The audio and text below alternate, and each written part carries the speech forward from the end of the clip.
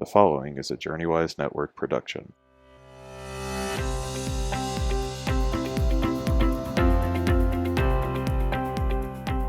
Hey friends, Christmas is right around the corner, and we'll be celebrating the big day in no time. But you know, most of the Christmas season is actually the season of Advent. Now, Advent comes from a word that means basically to expect, and we do a lot of expecting for Christmas during the Advent season.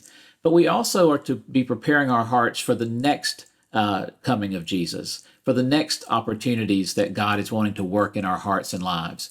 And therefore, it is both a time to remember and celebrate what has come, but also what is still to come.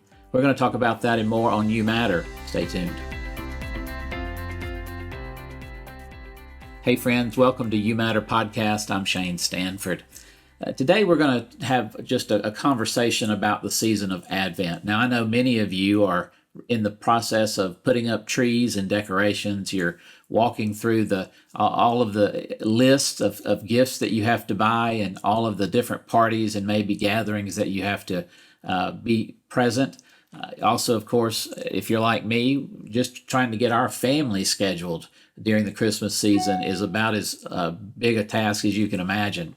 But of course, it's worth it because the Christmas season is so much more than just one day. It's so much more than shopping. It's so much more than gifts. It is about the gift that was given to us in Jesus Christ. As I've been a pastor for 30 years, one of the things that I've tried to really focus on is the idea of preparing ourselves for Christmas. What does it mean to be prepared for the coming of Jesus, both as we remember his first coming at Bethlehem, but then also as we're preparing for the second coming of Jesus? Advent is a time of real expectation. It's a real cause and effect. It is an opportunity for us to not just have certain goals that prolong to the season, but to have a change of heart, to really have an opportunity to slow down and to pay attention to what maybe God is trying to teach us during this season. Several weeks ago, I had a very unusual request. I was asked if I could be interviewed for a women's magazine. Now, this is a magazine that's usually found at the front of grocery store aisles, and you'll see it as you're waiting there to put your, items up to be checked out. And I couldn't figure out why in the world they were asking me, just to be quite honest with you. And the topic especially was unusual. It was the topic of gift guilt. Now, I want you to think about that, gift guilt. I've had a lot of maladies in my life, a lot of things that I've struggled with, but I've never had that malady. I've never struggled with gift guilt. And so I really had to think through that. First of all, I did not realize how significant an issue it is for many people. They really do struggle with gift guilt and why it is so important for some people, to really address this because it can ruin the rest of the season and it can actually have impact on relationships. And what they were saying, and what I learned is that there are several different types of gift guilt.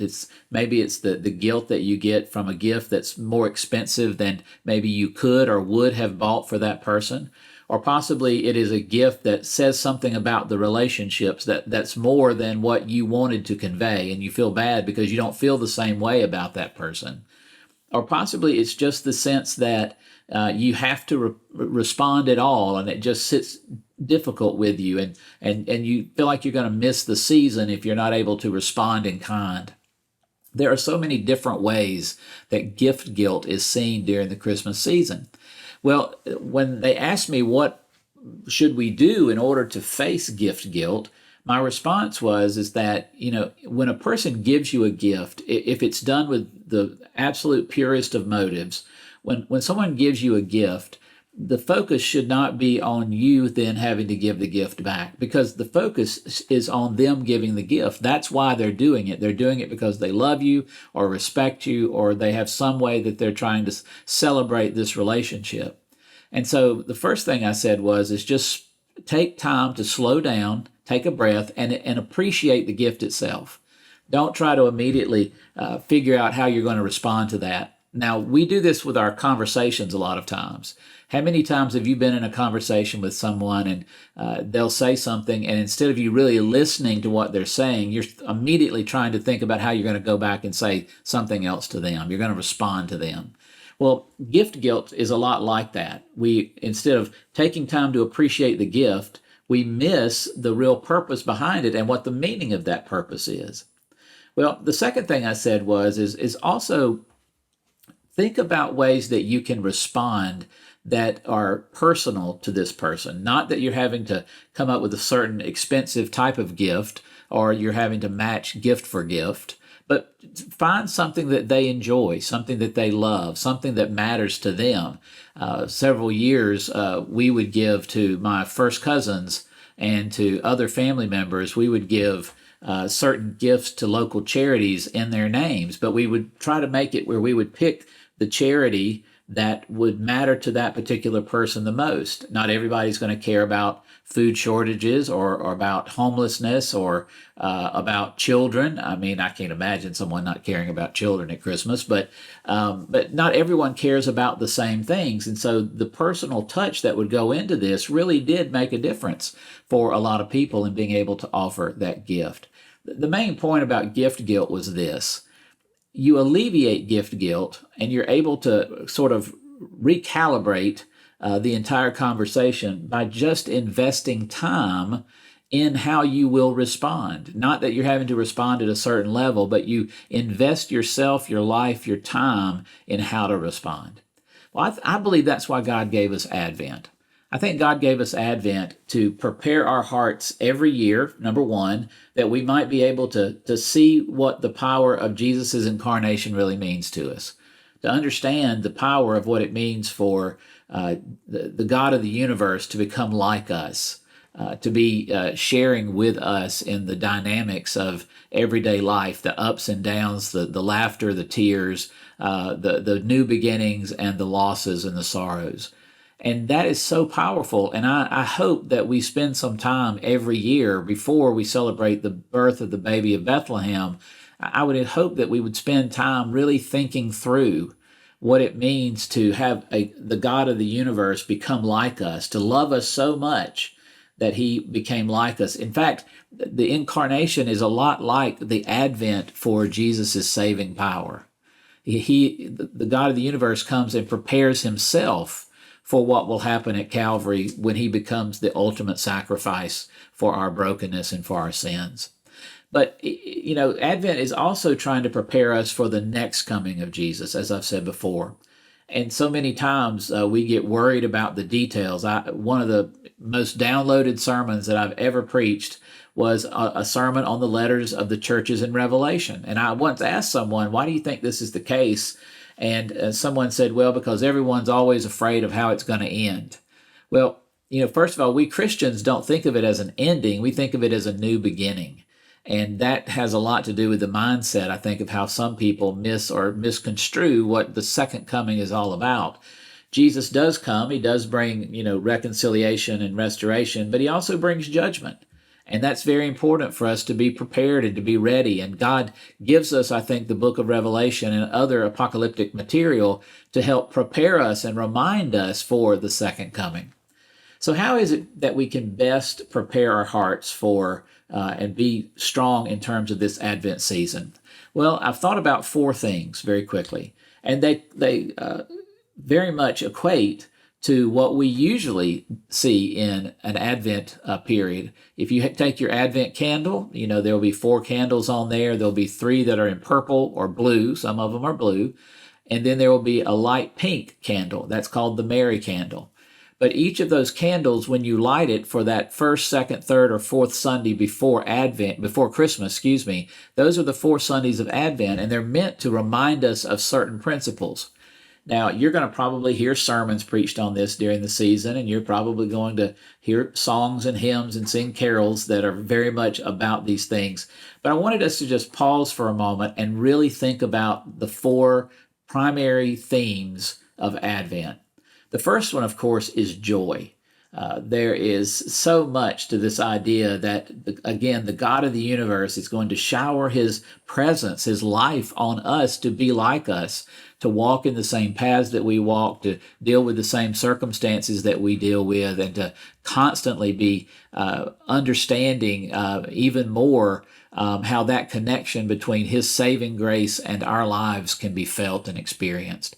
That brings joy. When I think about what Jesus did for me, and when I think about what Jesus's life and what this journey meant for my journey, that brings me a lot of joy, because I could have very well been in a different state. I could have very well been in a different place in my future with no future whatsoever. But God decided to interact here. Probably the scripture that represents this more than anything else would be the Annunciation, when, and of course the Magnificat later of Mary. Whenever the angel comes and tells Mary, Mary is caught off guard by this, as anybody would be. She's probably just a young teenage girl. She's not been married. She's betrothed to Joseph. But all of a sudden the angel says, "Look, you're going to be pregnant." And Mary asks all the normal questions that someone in that circumstance should ask in that time. But then the next thing that Mary does is that Mary's joy, the joy that she has in her life, it just overflows in the Magnificat. And therefore, when you read in Luke 2, you see this unbelievable sense of life transformation in Mary first.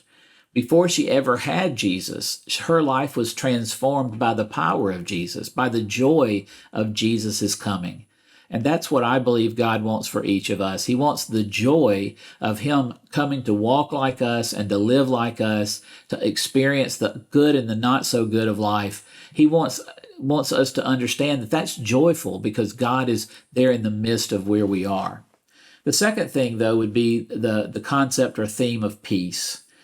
We talk about Isaiah when he says this is the Prince of Peace. When he's prophesying about the Messiah, about Jesus, he calls him the Prince of Peace, the everlasting counselor, the everlasting Father, because Jesus has an effect on people, not just joy, but peace.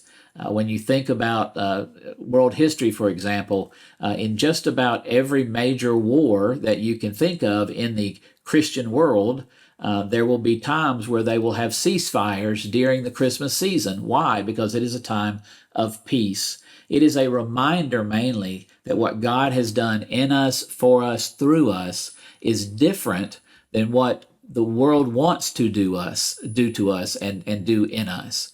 Therefore, the power of preparing our hearts is to get out of the rat race, the rage that happens in so much of doing life, and to maybe for just a season see life from the other side of that fence, and to see that there is real peace in what Jesus has done for us and through us.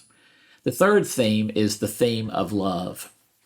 Now, the power of love is not just a Huey Lewis song and the news, but it is a true Christian theological concept. Because when you think about what has happened in God's incarnation, what we experience in the first coming, but also in the second coming, is that all of this is done because of the love of God. It says in John 3:16, "For God so what? Loved the world, that he gave his only begotten Son." It is love that is the progenitor of all this. Love is what is the genesis of this story.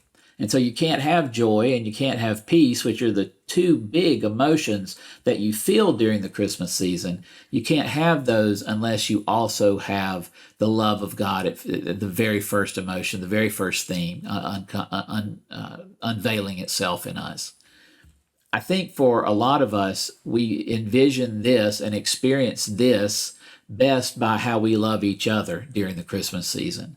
I know of people that I've had real differences with in the past, and it would just maybe we had gotten into different directions or had different objectives in maybe church ministry or church work. But during Christmas, things seem to be better. And I can't tell you the number of people that I would walk by at a Christmas Eve service and we would go, you know what, after the new year, we'll start back challenging each other. But for right now, you know what, we're going to experience the power of God's love for us and for each other. Jesus says, and I don't believe this is a coincidence, the reason I think love is best expressed in this season by how we love each other, because that's how God's love is seen through the giving of the disciples their charge. Jesus says, people will know that you belong to me, not by how you love me, Jesus is saying, but by how you love each other, he says. And John writes this down. The power of being able to both experience and show love is really the